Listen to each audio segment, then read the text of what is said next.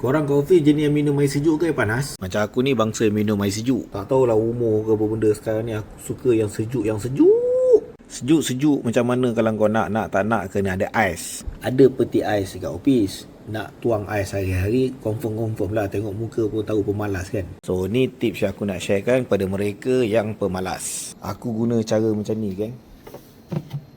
Oh yeah. Set dia datang, set dengan penjepit tu.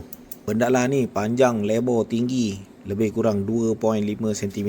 Dia ni bukan besi padat lah. Aku rasa jenis yang hollow sebab agak ringan dan bila ketuk dia tak duk, dia tak. Sebab kan aku ni jenis yang malas nak buat ais sendiri tapi nak juga sejuk. Setiap hari lepas balik kerja, aku akan bilas-bilas dulu untuk elakkan menjejer-jejer sebagai. So cara macam ni paling mudah. Tinggal letak je dalam fridge. Esok time nak minum, ambil letak je dalam cawan, dah sejuk. Jadi plannya aku akan isikan dalam tong ni ke 88 biji tu supaya dapat tahan lama sikit sejuk.